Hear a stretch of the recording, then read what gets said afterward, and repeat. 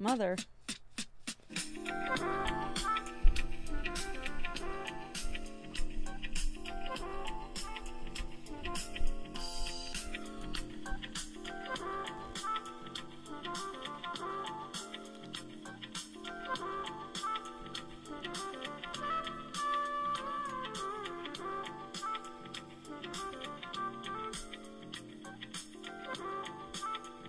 Why is it live? Oh man, I'm not getting it.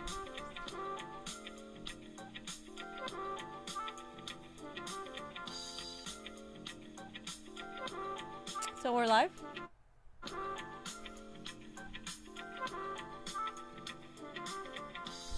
Come on in, y'all. Are we? Great. Thanks, editor-in-chief. Are we live with Fiorella? I don't see it. Are you sure? There's not enough people in there. That's why it's not coming up anywhere. It's 2 people, but it's not coming up on our thing.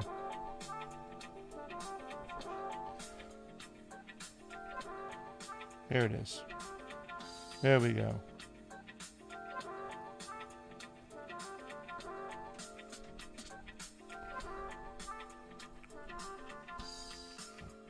Fam? Okay. Let's get this show started. What do you say, fam? Let's do it. Fam. Welcome back to the Convo Couch, ladies and gentlemen. I am Pastor Jardula. And I'm Fiorella. Good to see you. It's great to see you. I mean, wow, it's been a week. We've had a hard working week. We've had to take care of the home front, whatnot. But we're back. And I just like to say before we get started, fam, I think it's been a crazy time.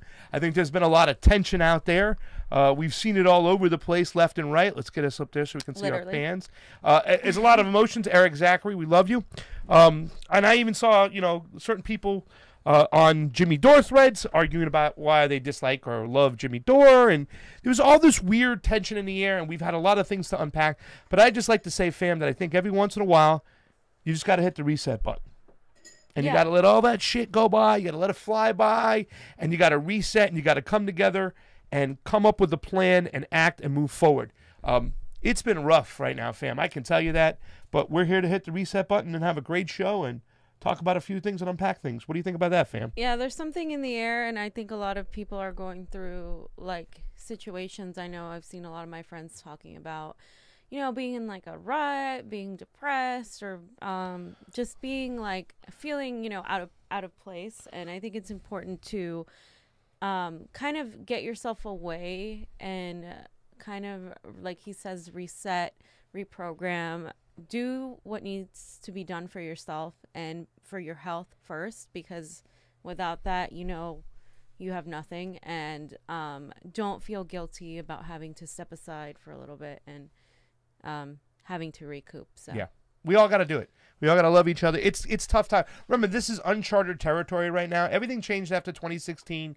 We're still trying to find our way, and I think we do that through love. We really do. And I hate to, bring my Buddhist mentality with me today, because there's a lot of stuff to cover in the news, and we've been working our ass off.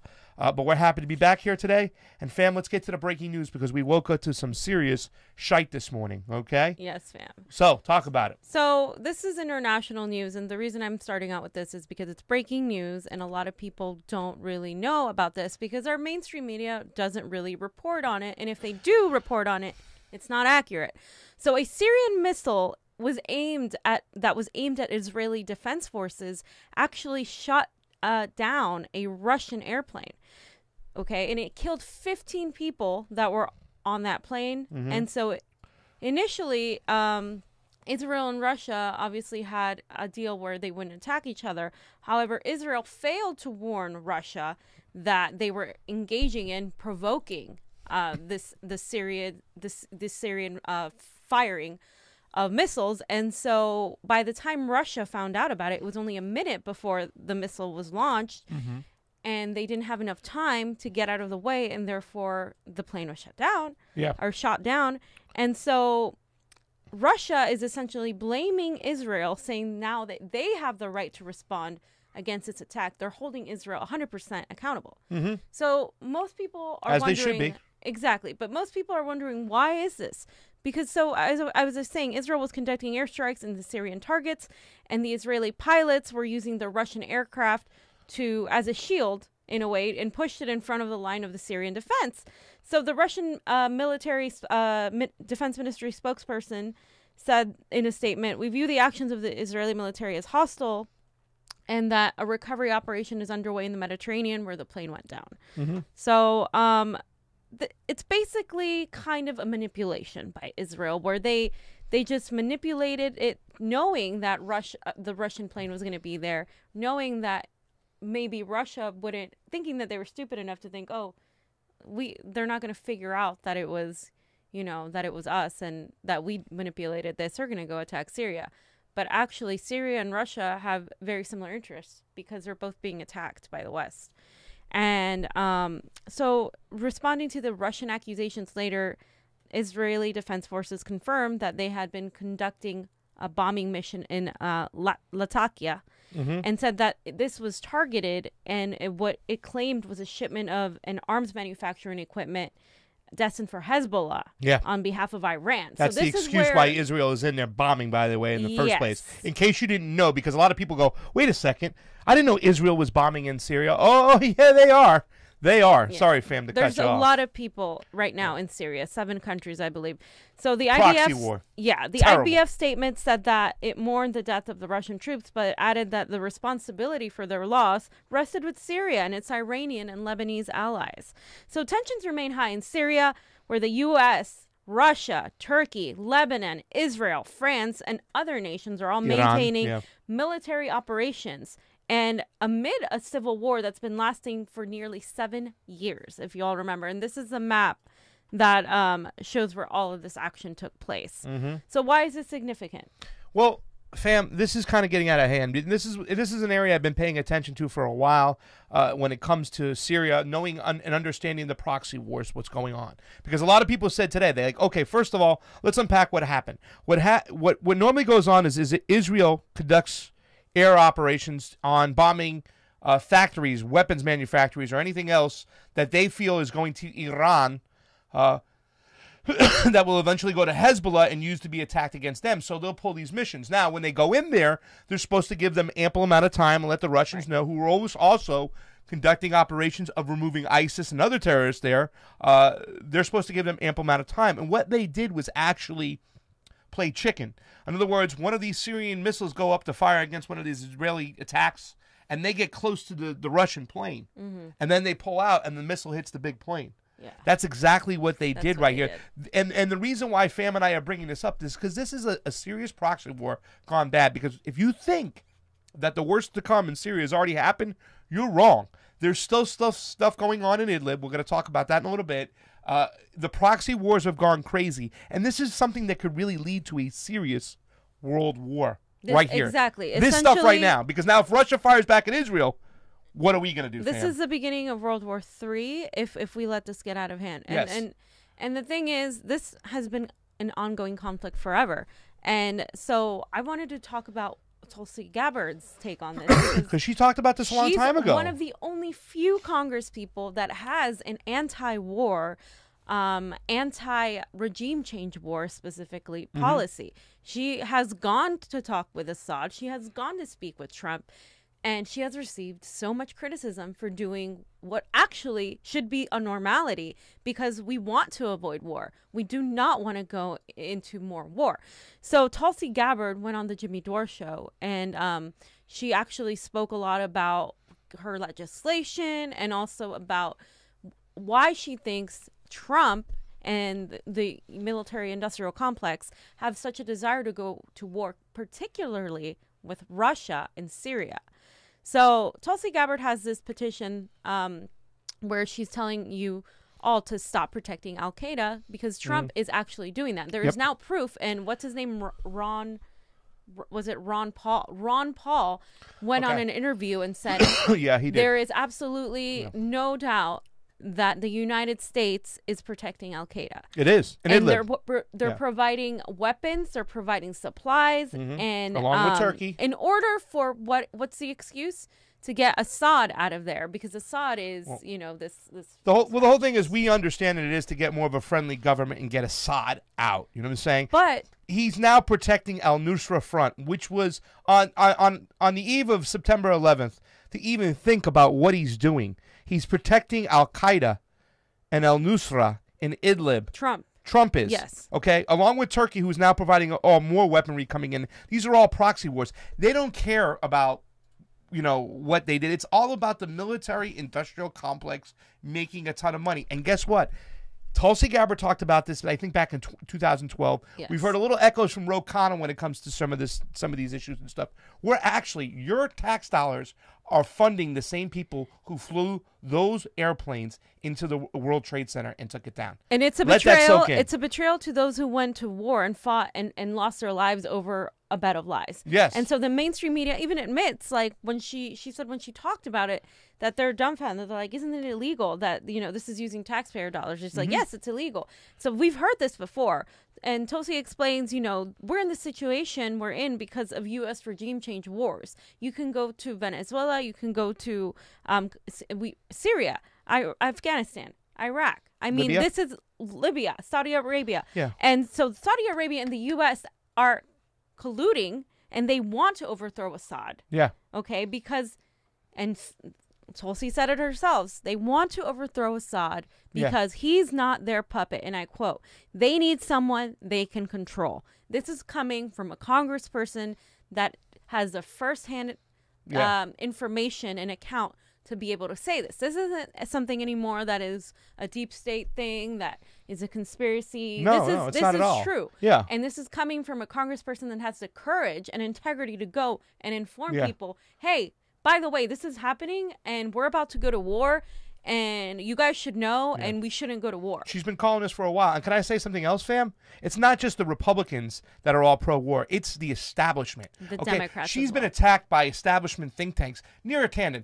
Put this one up. Look what Neera Tanden says about, she says, well, I do think it's Assad using chemical weapons to murder children is worse than lobbyists. So maybe that differentiates me from you, Tulsi. I mean, it's like they're behind this pro-war mentality. Once again, all these chemical attacks, every single one of them have been debunked. They're just an excuse for us to go in during the proxy wars and do what we want to do. We want the military-industrial complex making a ton of money. We got to spend that $717 billion, baby. We got to spend it somehow. And this is where we're spending it. We're actually backing and supporting Al-Qaeda, al-Nusra. And let's go back to 2001. And a lot of people criticize Tulsi. Well, she went to war with Iraq. Yes, a lot of people that I know went in to fight against the terrorists they thought attacked them. Yeah. But then we found out that wasn't the case. This was very much our fault. And people change, and people have woken up to the fact that all of the things we were told are not real. Yeah. And to criticize her for who she was in 2001 when she went in, like many people I know, to fight against terrorists, and is to now that where she's telling you the information, I think is ridiculous. And I think we need more people like Gabbard in Congress. And I think she's doing us a hell of a job of informing something that is very, actually, the fact that she left the DNC chair position, the fact that she went out and supported Bernie when she didn't have to, the fact that she has gone to many events, like events that I've been in, that she's talked with us, met with us, and she goes on these progressive talk shows, something that many Congress people and senators don't do, including Bernie, says a lot about who she is. And we should listen to her, and we need to support this anti-war policy, because as she said too, and I know we've always said it, that's one of the main issues, if not the most prevalent issue, because the more money we put into war, the more attention we put into war, the more money is taken away from education, the more money is taken away from health, the more money is taken away from the people, from bringing it back to the people, because it's all going to fight battles at Richmond that make rich men money, and that's all it is. And they send the poor men off to fight, because that's another thing. It's the lives we cost, not just our own lives. How many lives that are lost over there, and how many lives come back that are just messed up on PTSD, and then we don't take care of them when they come home. There's no jobs for them to come home to. Suicide rate is... It's ridiculous. We're talking, remember the 22 veterans every day pull the trigger and take their lives due to PTSD from going over and fight these stupid wars, because that money's got to be spent, and that money is spent on ruining lives at home and killing lives abroad, because we've killed over millions and millions of people, caused refugee problems all over the place, and nobody in the Democratic establishment has been willing to stand up. What Tulsi Gabbard did back then, I want to remind people, they said it was political suicide. But her heart, and that's why I love Jimmy Dore so much too, is what moves these people. It's the war. That's their number one issue. And for me, it's one of the biggest issues too. Yeah. It's war. We have to stop with this mentality. Instead, the Democrats, the establishment, Chuck Schumer, just give Trump the check. They write the check for Donald Trump. Yeah. They write the check for Donald Trump. It's disgusting. And it's the number one thing we need to fight along with money and corporate money and politics. Yeah, so, Fam. I want to talk about some things as well, too, fam, because we got lost in a little mist of other things going on. But I wanted to come up with the top 3 reasons on why Donald Trump doesn't deserve to be reelected. As if we need only 3. But I'm giving you the top 3 reasons right now, okay? And here's a little bit of a hint. The top 3 reasons why Obama didn't deserve to be elected.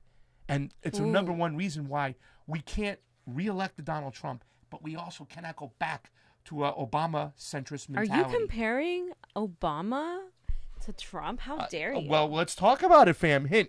Okay. Here's the same reasons, okay? Number 3 reasons why we cannot reelect Donald Trump. His views on climate change, fam. Okay, remember one of the first things he did? He removed us from the Paris Climate Agreement without planning a move forward. Something I argue Hillary Clinton would probably not have done. One of his first executive orders, Donald Trump, was to approve the Dakota Access Pipeline. I mean, this is one thing we thought coming into this whole situation, fam. We're like, we know Donald Trump. Remember the tweet? I love the tweet that our boy Bernie Sanders would always talk about. Let me tell you something about Donald Trump when it comes to climate change. He believes it's a hoax created by the Chinese in order to have U.S. manufacturing non-competitive. Okay? Remember he put that up there, fam? Oh. It was great. I mean, but here's the thing, fam. We have to remember. Donald Trump is awful when it comes to, global warming and climate change, but Obama was also the fracker in chief. As are many neoliberals or whatever you want to call them. Like Jerry Brown is a pro-fracking governor. Let's check this out. Watch this video right here and stuff. What happened to the Dakota Access Pipeline? Remember this? When Obama says, "We'll just see it play out." The places where they're trying to put the pipeline is, there's burial grounds there, and those are sacred to us. The Associated Press is reporting President Obama has said the U.S. Army Corps of Engineers is examining the possibility of the Dakota Access oil pipeline being rerouted after continued protest and deep concerns from American Indians in that region. According to online news outlet Now This, the president has expressed that his administration is monitoring the situation closely, but will let it play out for several more weeks. According to the Standing Rock Sioux Tribe, the $3.8 billion pipeline from North Dakota to Illinois will threaten its drinking water and destroy sacred sites. So, fam, he was the fracker in chief as well. He let that shit play out. Remember, we know people from Standing Rock. People got their heads beat in. Whatnot, fam. Yeah, with rubber bullets. I mean, most people that went, it was cold. And it was native people there. All they were asking for was for their water to not be poisoned by this oil.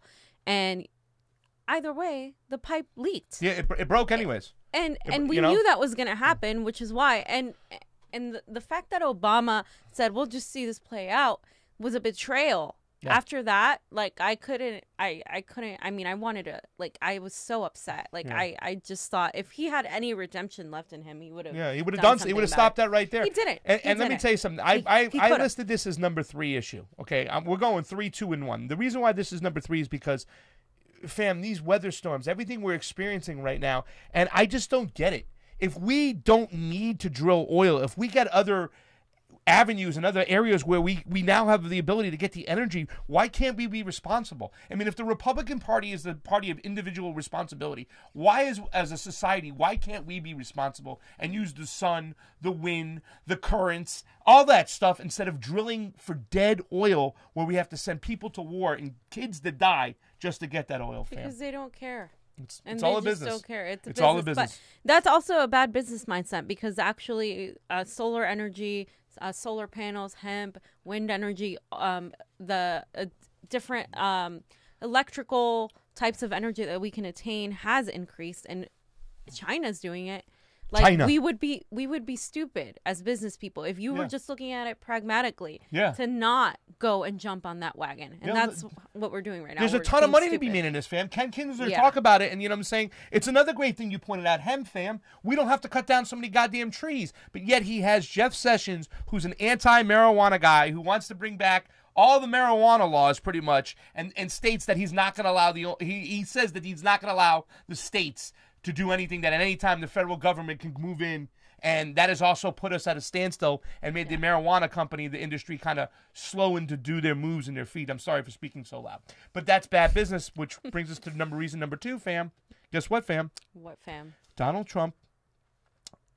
Don't be shocked here, ladies and gentlemen. Donald Trump is a Wall Street president. But I thought he was going to drain the swamp, fam. He drained the swamp, fam, and he found his cabinet right there. That's the Jimmy Dore line and stuff. But just guess what? So was his predecessor. Okay? I mean, his tax cuts, all right, is a continue of a neoliberalism policy of trickle-down economics, which we know does not work. It doesn't. I don't care how many economics books you throw at me. I don't care how astute you think you are to tell me trickle-down economics works. It does not. It's been proven time and time again to not work. So throw it out. Let's see what else works. But wait a second, fam. What about those Trump fans those Trump supporters always say, well, wait, GDP is up 4%, black employment's at its highest, all those statistics. You know what, fam? I got to tell you something. Those statistics are somewhat true, but it's because all of the wealth has gone to the top 1%. Right. It's gone to the top 1%. And, 2/3 of families still have less than $500 in the bank. Okay, so they're one bad car wreck or a broken leg out from being on the streets. Okay, the homeless number is shooting up every single year. Okay, and the workforce, half the workforce still makes $30,000 or less. Oh, fam, and unemployment is low.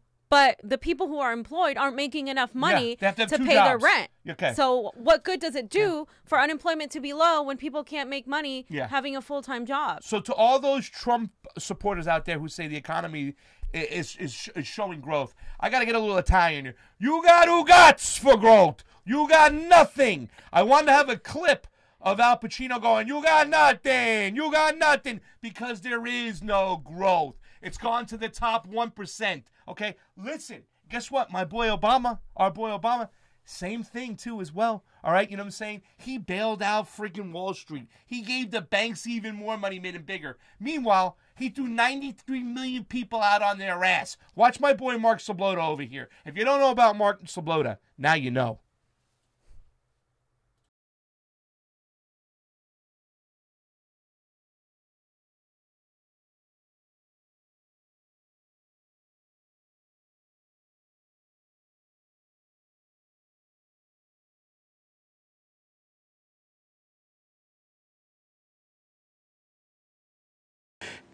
This was not only a failure of the financial system and everything, but it was also one of the biggest wealth transfers in recent history, certainly in the last 2 decades, because the 1% have benefited from all of the growth that has occurred since 2008. It has all been dumped into their pockets. Not only have they not suffered, they've benefited. This is a neoliberalism on steroids, and it continues. Meanwhile, 93 million Americans homes were foreclosed on. And this has fueled the populist settlement. Maybe a lot of people don't identify it specifically with the 2008 crisis simply because of the failure of the mainstream media to point this out in stark terms. But they recognize it as a continuation of globalization.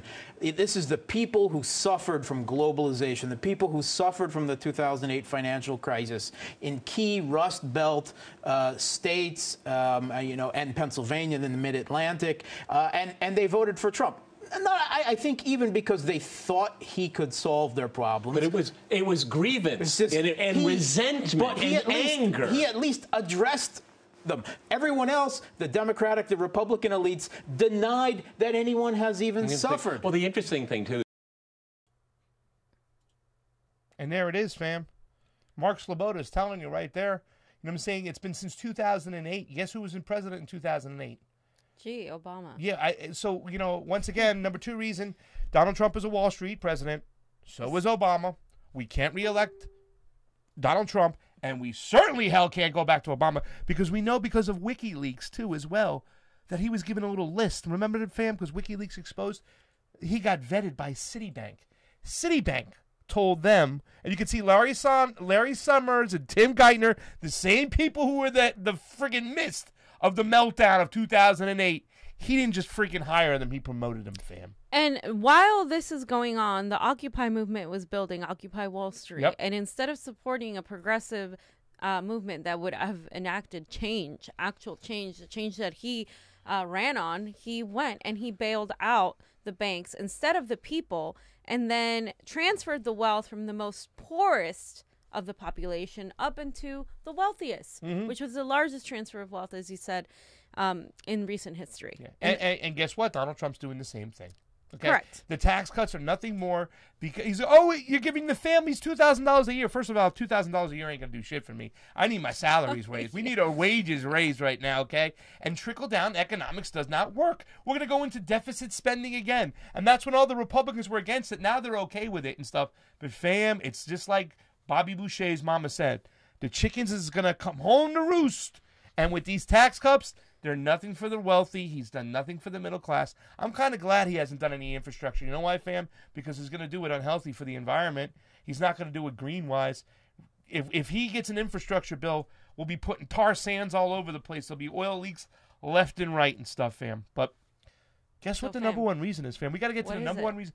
Guess what the number one reason why Donald Trump should not be reelected or we shouldn't go back to an Obama centrist? Because Donald Trump is a war-mongering interventionist who is controlled by the military-industrial complex. They're getting their own ways. All this stuff. You can't say deep state nowadays because... What do you mean, fam? What? I thought he wasn't going to get us more involved in wars because his supporters said that they didn't want to go to war anymore. You mean he actually campaigned as a non-interventionist? That he called out George Bush Jr. for lying about the Iraq war? Okay, remember that, fam? He said, they lied. They knew about it. It was a waste of time. Well, how about this, fam? Let's get out of Afghanistan. Remember, fam? Our troops are being killed by Afghanis we trained, and it's a waste of billions there. That's when he was a Democrat. Oh, no. This was during... it was when he was a Democrat in 2013. I think that was shortly after one of the weddings, whatnot. But remember, fam, you know what we did in Afghanistan last year, fam? We didn't get out of Afghanistan, fam. We upped the bombing by 78% from last year, fam, in Afghanistan. We upped the bombing. He's not a non-interventionist. You know what I'm saying? And here's something else, fam, before you get going on this one. Remember all the Korean peace talks where we said, this is a good thing that Donald Trump's doing. He's met with Kim Jong-un. They're talking about peace. But we always said, let's keep your eye on Moon Jae-in because he's the real guy who's been talking about peace. So United States wants the peace. So how about the train between South and North Korea? How about this, fam? The train linking North and South Korea is stopped and it's tracked by the U.S. Why would we want to do that, fam? Because we don't want peace, fam. We don't. We don't. We don't want peace. We win with war. That's how the United States has always been. The more war there is, the more power we have. And that is a sad reality we have to come to terms with. Yeah, it is. So now we got the Afghanistan conflict that he doesn't pull out. He says he's going to pull out. We're still involved in Syria, which is awful. Geppetto? Oh, yeah. And then Evil Geppetto comes along, Mr. John Bolton, who is itching. Lord Bolton, who's itching for a war with Iraq. And we are now, with Iran. We already had the war with Iraq. He got his war when he was with the Bush administration in Iraq. Now he wants his war with the Irans. He likes the I countries. He wants to go after them because I don't know why. But he's actually sticking up for why we're protecting al-Nusra Front, al-Qaeda Front in Syria. It's disgusting, fam. So we've concluded so far that it doesn't matter if it was Donald Trump or Obama at its core, right? Yeah. Superficially, yeah. Obama is well spoken. Was it Obama warmonger? Was he a warmonger? Yeah, fam. He was absolutely a warmonger. How do we know that? Because he was the president of drone strikes, fam. Oh, look at that, fam.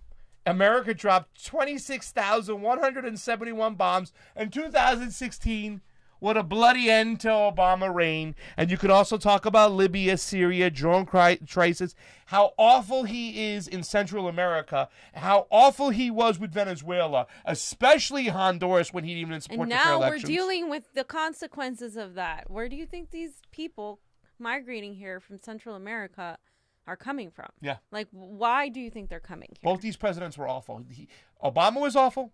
Trump is awful. They're warmongers. We can't go backwards to an Obama. We can't move forward with Donald Trump because he's a warmonger. I'm sorry. And that's the top three reasons. But fam, what? But what if Obama speaks better and he's cute and he has pictures with babies? And, I don't know. Well, listen, like I said this, fam, and when he was in Los Angeles last week, why weren't anybody protesting him? Because, Trump is filling the cages that Obama built, the infrastructure Obama built. It's just like Saudi Arabia. When Donald Trump shook hands with all those men in Saudi Arabia, these deals were worked out by Obama. These were Obama's deals that he worked out to give the Saudis, one of the most repressive governments out there, okay, to bomb Yemen, to bomb children in Yemen. Lockheed Martin, fam. Johnny, show your face over there. I'm going to say this right now. I'll get Johnny's face over there. I swear to God, Johnny, if you leave the Convo couch and you take a job at Raytheon or Lockheed Martin, I'll kill you. Thank you. All right, go UCF. That's it. We had to talk to our engineer. Our engineer is working for us instead of working for Raytheon. That's how we're helping the movement, fam. Well, yes, one step at a time, fam. And so at the end of the day, the fact is that it doesn't matter who's president or who's in charge, as long as they're a puppet of the military-industrial complex and the corporations that rule this country and much of the world. And that is what Tulsi pretty much had said, and that is what we all need to figure out, because we're also a lot of people have Trump drain syndrome, TDS. Right, yeah. And they're so focused on getting Trump out of the office because of his commentary and his lack of vocabulary, which it's just comical to me. Like, I could care less about his lack of vocabulary. I could really give two craps. Yeah. What I care about is what the actions he's taking and the things he's doing. And at the end of the day, he's following the same path that Obama set out for him. Yeah. And we can't have any more of that. Wall Street and climate change. You know what I'm saying? And if you continue putting neoliberals as the alternative, we're going to keep going back and forth and basically screwing ourselves into oblivion. Yeah. So. And you know what? I hate to say that they are neoliberals. I try to use the term centrist, and I don't mean to be derogatory, but anybody who's so pro-war is a freaking neoliberal. Donald Trump has been awful. He campaigned as a non-interventionist, and he just going along. He's just building on the Obama war legacy, the Obama Wall Street legacy, and he's doing the same thing to planet Earth as well. So let's get to some more other topics, fam. What else do we got? Because we got some news going on. So is there somebody trying to become the Supreme Court judge over there? Everything's peachy now. Brett Kavanaugh has been accused by Christine Blasey Ford for attempted rape. She described to the Washington Post, and then the New York Times did it, and it was picked up by several journalist organizations, but she described Kavanaugh at 17 years old. I believe they went to nearby high schools, and she was in her room, and he snuck into the room, stripped her off her clothes as his friend watched. They were drunk, and so the Twitter onslaught against her has been very disgusting. It's been like, well, if you look at the picture, you could tell, da, da, da, da. And it's just been like a plethora of negativity against her. Why has she come out now? Et cetera, et cetera.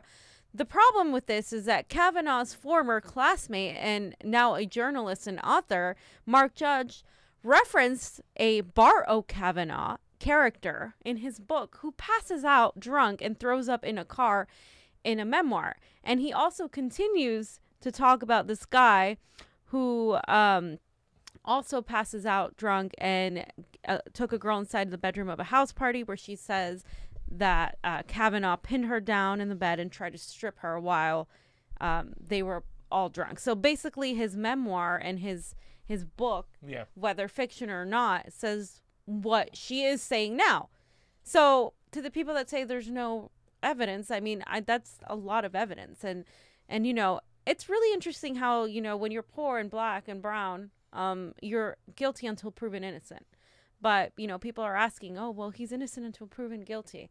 And not only that, but as we've seen from Kavanaugh's stance on abortion, regardless of that, he's not someone that should be in office. And why do women wait until they're until the last minute to say something? Well, because of shame, embarrassment. And this has actually sparked a reemergence of the Me Too movement. It has sparked a hashtag Stop Kavanaugh, hashtag Kavanaugh, all kinds of hashtags. And this guy now, his friend that could be a witness, actually denies this ever happened. So he's, you know, he's just playing it off as like, oh, it's just fiction, just high school, I mean, blah, blah, blah. This was what, how many years ago? I mean, I don't know how old he is. It was 36 years ago. It was in 1982 they talked about this. Yeah, 1980 something. But don't you feel that, fam, that sometimes the left is also kind of like, I say this from the get-go, too. It's like, you know, as soon as they went over that shit line with Bill Clinton, and as soon as, like, the slush fund or whatever money is put aside by all of Congress to pay the taxpayer money to pay for these sexual harassment, freaking, now the thing becomes so publicized, and this woman's voice is so just drowned off. I think that's why, because of Anita Hill, and also because of, you know, Anita Hill and Clarence Thomas and David Serrata. Again, he always has great quotes, but David Serrata posted this quote that says, if Kavanaugh joins Clarence Thomas on the Supreme Court, 22% of America's top judicial body will be justices accused of sexual crimes against women. That's unacceptable. And you know, and the whole thing with what's his name? Joe Biden. The fact that, you know, the men in politics just seem to be just brush this off, and it's the way they're speaking about power. her situation is demeaning. And Sarah Smith put out a really great quote that was very, you know, very telling.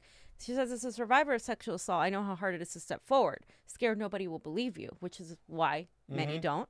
Christine Blasey Ford has already been doxxed and harassed, and she's risking everything and getting nothing. She is brave. I believe Christine. Hashtag believe women, me too.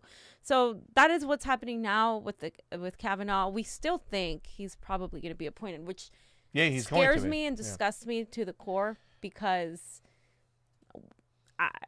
it's 2018 and we're appointing someone like that to be a life judge. I mean, well, you know what they're going to say? They're going to just say it's an accusation. It's not true. It's just somebody trying, you know what I'm saying? It's going to get drowned out. It's another rich white frat boy that gets away with, doing this to women. And this happens all in a lot of the most elite universities. And we've seen this time and time again.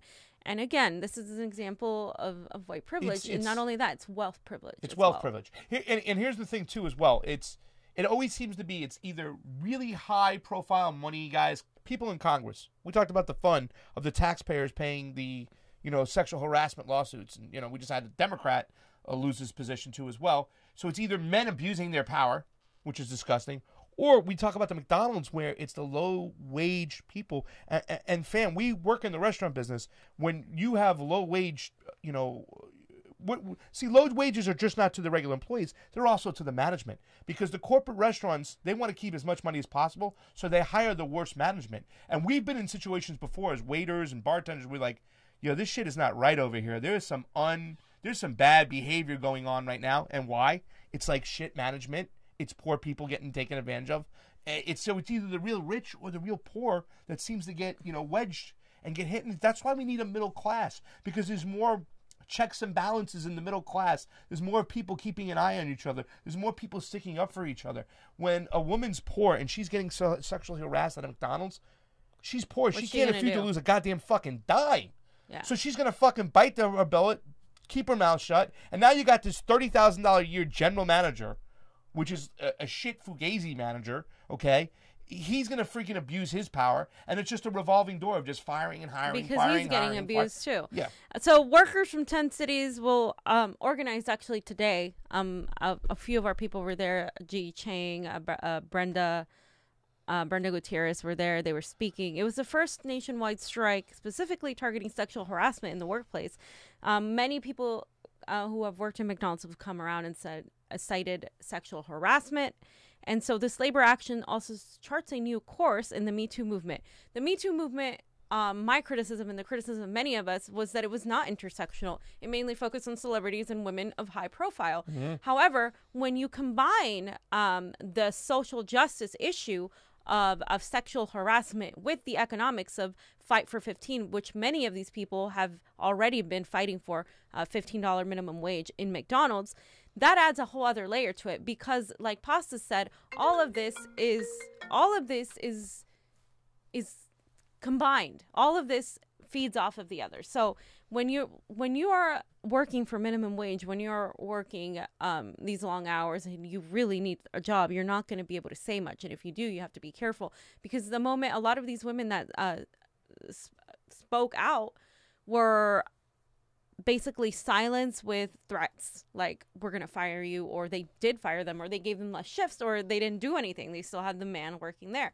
And so when you tie this to an economic cause, you gain more allies too, because some of the people that feel like, oh, this is just, there's a lot of some of the left and some of the right that feel like this is like social justice issues are not real, that because of Hillary and the Becky feminists, that it's not a thing. Well, it is a thing, and this is how it's a thing, because it's also affecting the economics, because poverty is sexist. Poverty is sexist because women have a lot more to lose when they're poor. They just do. Like, there's especially a woman with a child, let's say, that is not only working for herself but for her child. And so coming together, fam, like, it creates a whole other layer, and it's great, I think. Yeah. Why don't you talk about the 2014 survey? Read this here. So, fam, this 2014 survey from the worker advocacy group, the Restaurant Opportunity Centers United, found that nearly 80% of women in the industry had experienced some form of sexual harassment from coworkers, as had 70% of men. And then 80% of women and 55% of men had reported sexual harassment from customers. LGBTQ workers were particularly affected, the survey found. Wow. So again, this is crucial because working class women have been ignored under the Me Too movement, and tying it with economic struggles is how we progress. And because poverty affects more women than men in that sense, then the higher income inequality leads to more sexual attacks going unreported. So all of this connects, and this is why we always need to see the connection in things. And I have, of course, experienced sexual harassment, and I mean it's a given in the workplace, but especially when it's a customer, when it's someone that, as a bartender, sometimes you're expected to be very receptive to it, and it's really disgusting when you have this kind of lewd attitude, and people don't think much of it because you're just there and to provide some form of entertainment. And it's become so like second nature to a lot of people that work in that industry that they don't even think much of it. But it shouldn't be. It shouldn't be okay. And more and more, I see more and more people taking action against that. I see more and more people, at least within the workplace, kind of call it out. But it's a lot more difficult when a customer does it. And only certain managers in the past with me have been very like, oh, like, we won't serve that person, blah, blah, blah. But it's something I've dealt with. I've fought with coworkers about that too, fam. As a manager, I'd say, oh, that person's out of here. Why? He just called her a see you next Tuesday. He's out of here. Well, there is no woo. If I'm running this place, call the cops. This man is out of here right now. But that's the thing. People don't draw that line. They allow it to happen in the business every day. And, a lot of females feel they just have to put up with it to make money, and they don't say anything. And it's just this whole culture and environment. We have to change it, fam. But, like I said, up top too as well, it's like the sexual harassment fund. I think it was like $17.2 million. Fam, who pays that $17.2 million? Who, fam? We do. The taxpayer. Yeah. The taxpayer is paying for all these rich men, some case some rich women, to go out there and commit these acts, these heinous acts, you know, and using their position of power. And then guess what? At the end of the day, you, the taxpayer, has to pay for it. Exactly. Fam. It's disgusting, fam. And I'm glad that this is kind of bringing light to it, because I think because of the Fight for 15 aligning with it, we're going to be able to see more of a success with it as well. Mm-hmm. So we need to improve education. These men are going to these jobs. They don't have a good education. They don't know how to play well with others. I see it all the time. You know, it's like it stems back to education. We need money for education, ladies and gentlemen. You know who needs money for education? New York needs money for education. New York needs a lot of things. So what, fam? After 2016, New York, the elections board decided that, hey, maybe we'll do something about it. But then ultimately they didn't. So New York had a lot of voter suppression this past election, specifically for governor and for attorney general with Cynthia Nixon and Zephyr Teachout. And there was just, I mean, that day there was just Twitter feed upon Twitter feed of my voter roll was missing. I wasn't on the voter roll. My party affiliation was changed. No Mickey Comps. They just gave me a provisional ballot out of nowhere. Again. They just and it's a perennial problem. I mean, this has been happening time and time again, and they haven't fixed it. No. And not only have they not fixed it, they were purposely sending out flyers and information with the wrong disinformation campaign. Yeah. With polls close at 7. Telling people of color that they had to stay in their homes for an inspection coming up during the exact times where they were to vote. I mean, it doesn't get more obvious than that. It is horrifically screwed up, says Mark Joseph Stern, and it really is, fam. You know, remember in 2016, it was like 200,000 people purged, right? Yeah, 200,000 people purged from the votees, from the sheets. Mm-hmm. They couldn't even go vote. They were given provisional ballots. Who even knows when they're going to be voted upon? So let's put this up there once again. Let's talk about this right now. We have a small video, I believe, right? A Facebook video. Do we have that video or no? What's the next Facebook video? Let's put this next Facebook video. So let's put the video up because Brenda DeGraff did a good summary of it. It happened, the debacle, but guess what, fam? Nobody went to jail. Nope. Nobody was punished. And if nobody is punished, they're going to continue doing it again. So terrible. Let's take a look. On the floor! On the floor! Hey, do something. Oh, I'm not a security guard. I'm a security monitor. I only notify people if there's a robbery. This is really quick. We're going to show you. It doesn't only happen in New York. It happens in Florida. Because me and Fam have a close tie to Florida. Watch this one. This is Tim Canova. On the floor! On the floor! Hey, do something. Oh, I'm not a security guard. I'm a security monitor. I only notify people if there's a robbery. There's a robbery. Hi, I'm Tim Canova, a law professor at Nova Southeastern University, and I'm here to tell you there's been a robbery here in Broward County. The supervisor of elections, Brenda Snipes, stole all of the ballots and perhaps our entire election in our 2016 primary against Debbie Wasserman Schultz. That's not just my opinion. Brenda Snipes admitted, under oath in videotaped depositions, to destroying all of our ballots when we sought to inspect them. The Florida Circuit Court ruled against Brenda Snipes and found that she had broken multiple state and federal laws, destroyed evidence in an ongoing lawsuit, and lied about it for months. These are not small crimes. These are felonies, punishable by up to 5 years in prison. And all Governor Rick Scott can do is appoint yet another monitor. This isn't the first time that Governor Scott has appointed election monitors to look over Brenda Snipes' shoulder. Past election monitors all failed to prevent these crimes. In fact, they even failed to detect these crimes. It took my lawsuit to uncover this wrongdoing. Oh, I'm not a security guard. I'm a security monitor. I only notify people if there's a robbery. There's a robbery. Some law and order governor we have, and now he wants to be a U.S. Senator after failing to perform his most important duties as governor. You know, it shouldn't have taken a lawsuit by me, a private citizen, to uncover this corruption in the Broward Supervisor of Elections office. I was forced out of the Democratic Party for fighting this corruption.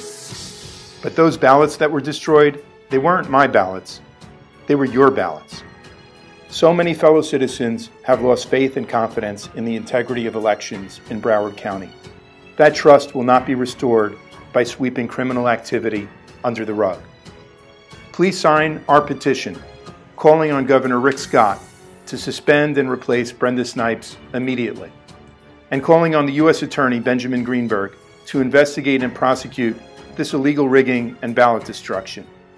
Urge them to do their jobs, to do something, but not another monitor. I'm Tim Canova, and I approve this message because integrity matters. So, fam, that was it right there. That's Florida. We wanted to show you that it just doesn't only happen in New York. Tim Canova, who will be running as an independent, he actually left the Democratic Party, as you saw in that video, because the Republicans and the Democrats can be just that one aisle that Bernie talked about, and they protect each other. They destroyed the physical ballots while they were under investigation. They broke federal law, and yet the Board of Elections of Broward was never removed. She's still the Broward Board of Elections person. Rick Scott didn't do a damn thing, and now he wants to run for senator, fam. And we saw this crap happen in New York the other day. I mean, I don't even trust these freaking elections anymore. How can you even trust these? Which keeps people from voting and essentially keeps the people you don't want in power. Yeah. Because it's all connected. Like, again, like if people aren't going to trust that their vote is going to be counted time and time again, then why the hell are they How going to can we vote? even fix anything, fam, until we fix this? And fam, I wanted to talk about what Andrew Cuomo said after New York, because he said the progressive wave is not even a ripple after his primary win. He said that Ocasio-Cortez's win was a fluke. And quote, a fluke. That's what he said. Yeah. He refused to endorse her as well. And so let's talk about Ocasio for a minute. Yeah. Well, wait a second. He refused to endorse Ocasio. So that means Ocasio is not going to endorse Cuomo, is she? She can't, fam, can she? She just did. On television, she said, State of the Union. I'm looking forward to, and we don't have the video, but we have a picture of me and Alexandria Ocasio-Cortez down when I went, because this, fam, I want to talk about this right now. I was on the Alexandria Ocasio-Cortez bandwagon. I love this woman. She was my favorite candidate out there. But fam, let me tell you what she said. Go ahead, fam. Because it's hard.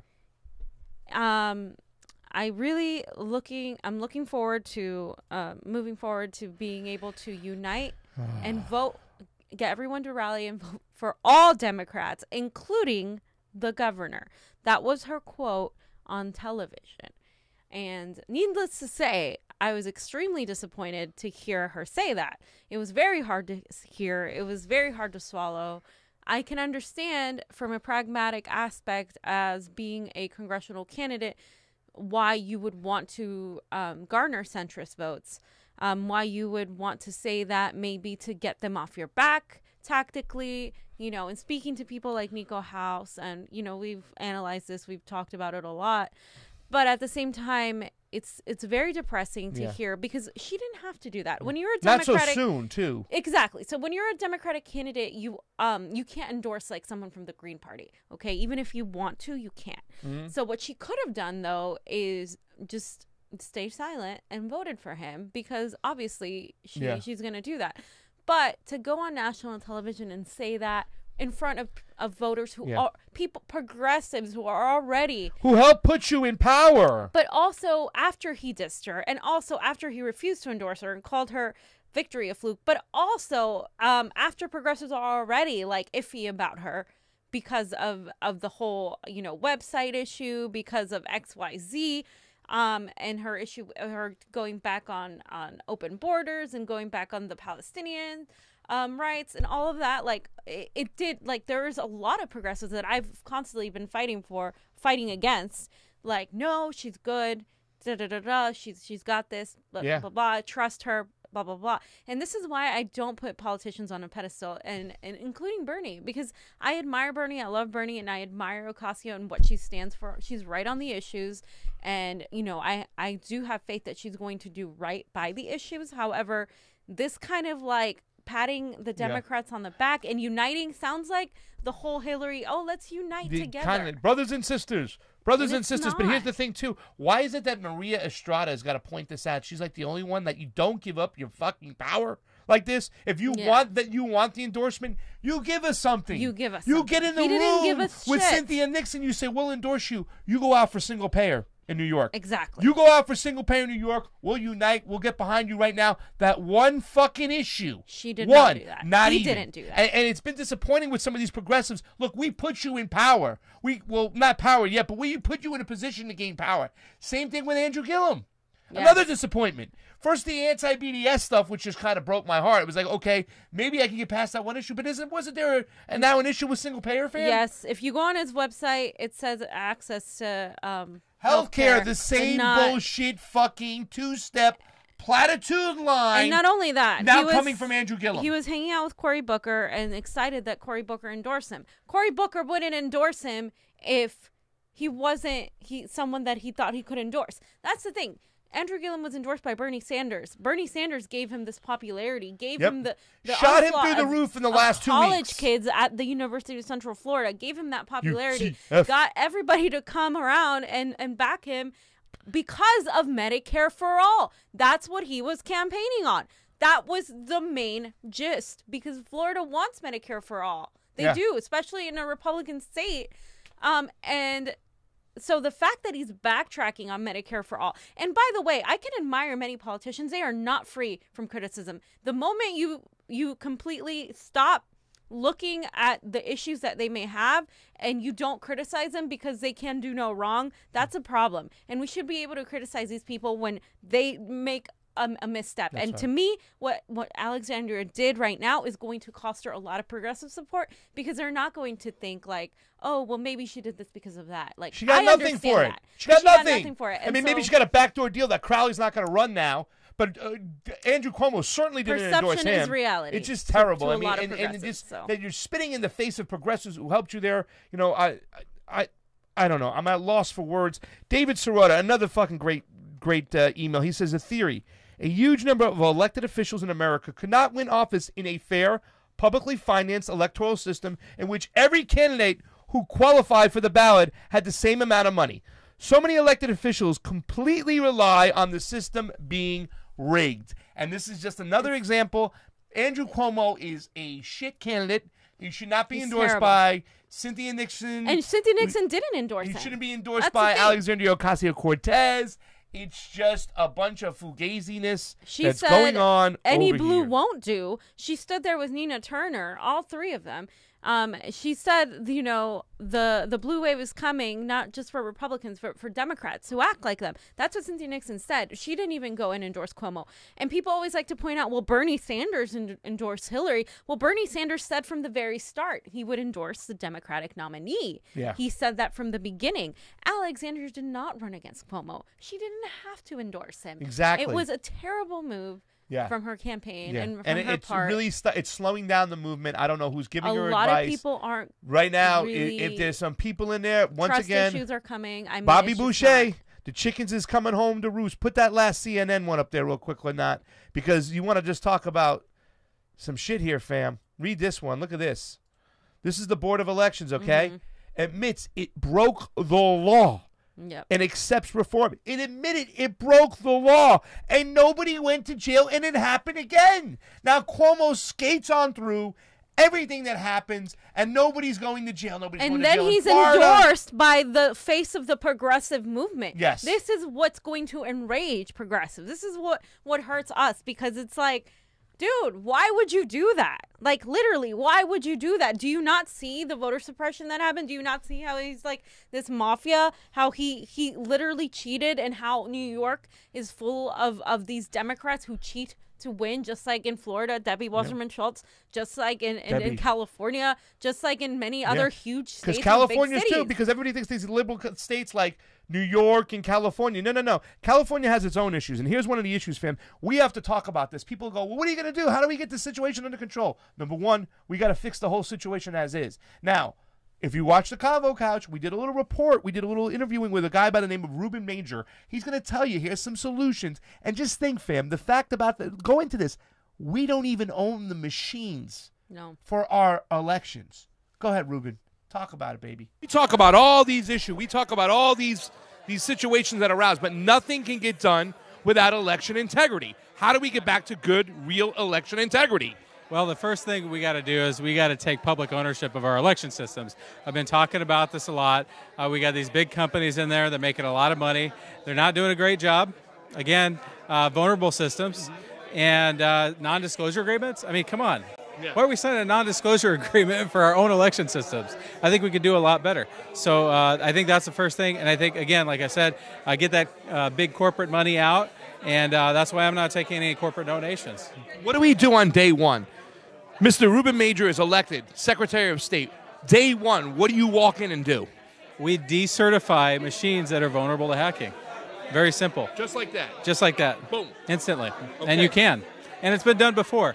When Secretary Bowen was in charge of the election systems, that's what she did. Okay. She went and did this big study of all the voting machines and all the software and everything, found all these different problems. These issues are sitting right on the Secretary of State's website right now. Yeah. And we know about them. Okay. And now they're getting approved under an exception to the rule loophole. So what we've got to do is close that loophole up and make it so that we're not certifying these machines and the counties are going to have to go back to doing something different. What we're going to push for is publicly owned software if we're using it in anything. Okay, so there's many different aspects of the elections. It's not just vote counting, but it's also, making sure that our voter registration systems are secure, making sure that, any vote tabulation, poll books that are used, so on and so forth. And then also really advocating for the 100% paper ballot audits on Election Day at the precinct. Fam, we got to get in there and pull the plug, fam. Yeah. We got to take away the power from the corporations and take it back into our own hands. Ruben Major just said it. I wish this guy got a lot more noise going when he was running and stuff. Man, this guy is great. Maybe the second time around. I think so. Ruben Major, he awesome. Understands the system. You got to get in there and pull the plugs on these people. They have rights that we can't go in and look at their machine. They got contracts that way. I mean, these are our elections. Yeah. We got to decertify these machines. We got to count at the Princeton's. Tim Canova stated, if you do not have election integrity, you do not have anything. You will not change a goddamn thing until we change this first. And it's hard to prove. But, even if the proof is there, no one does anything about it. So, obviously, we need to make this more of a focal point. I want to ask you, fam, because, we talk to Ron and Jimmy talks about it all the time. They're not for reforming the Democratic Party. Okay. This is precisely the reason why they're not for reforming the Democratic Party. With people like Ocasio and Gillum doing this, again, to progressives, that's literally another point to their favor. Like, this is why you can't reform the Democratic Party. Because it's not coming from Ocasio influencing someone like Kamala Harris or Cory Booker. It's coming from Cory Booker and the Kamala Harrises and all of these people like Cuomo influencing the Ocasios and the Gillums. Yeah. It is because the Democrats are constantly co-opted every single time. And people say, well, I'll be rich, It's like people saying, I'm going to be rich and I'm going to give all my money away to all the people. And people come into politics with that idea, with this integrity, with these ideals. And the moment they step in, shit happens. And I get it. You have to play the game. You have to work with people you don't like. But there's a difference between working with people you don't like and kissing their ass. Yeah. And bending down and falling in line. The knee. And they're falling in line, and that's what they're doing. But here, this is the reason why my new top of the list. I have a new favorite candidates list, and it's James Aaliyah and Maria Estrada are at the top. You know why? Because they haven't broke, and that's where it's going to start. It's going to start on the local level, fam. Yes. And then we're going to work our way up, because these people who are on the nation level, when they're running for Congress for the United States, or they're running for a senator spot, there's too much influence and there's too much control within the establishment right now. That's why I think that when Bernie does win, if he does win, that ripple effect down below, because I think a lot of these Democrats are afraid to move away, and they're trying to unite, but they're not doing the right thing when they're falling in line behind these people. There's going to be no cheat, unity, steal, and rob. No unity as long as there's that kind of, we're going to back corporate funded candidates just because we should work with them.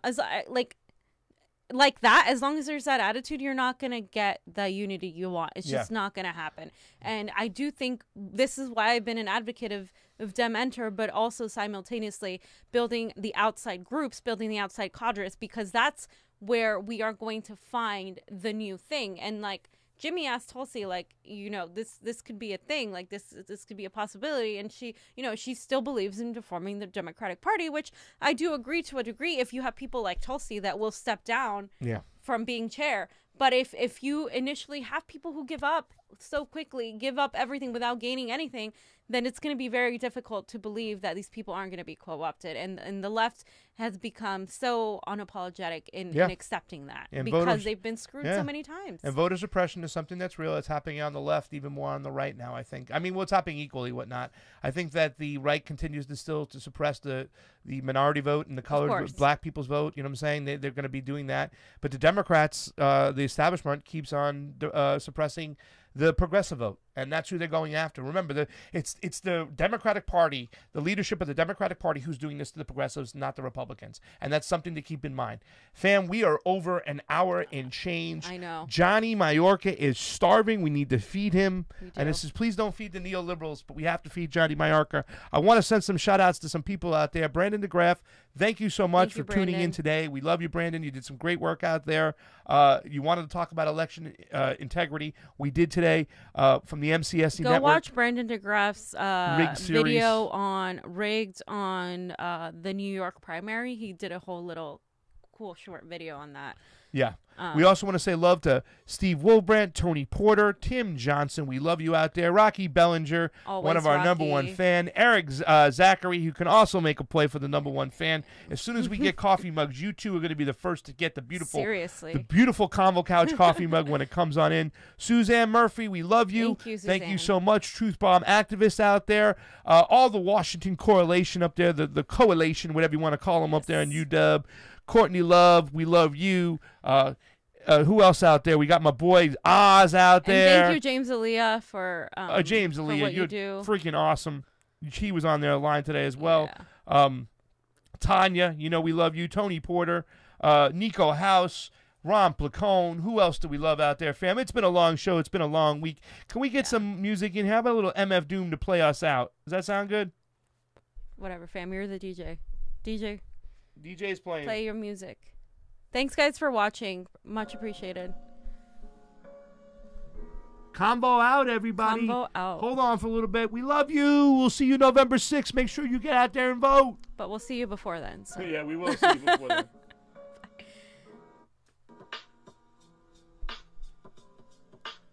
Thank you for watching, everybody. Hey, if you liked our video and want to support independent media, please like, share, and subscribe below. Yeah, we have a Facebook, a Twitter, a YouTube, and coming soon, fam, we're going to be on Roku. Take it easy, fam. And if you have any change to spare, please subscribe to our Patreon below to keep us going. Yes, anything would help with that. Thanks again for watching. Convo out.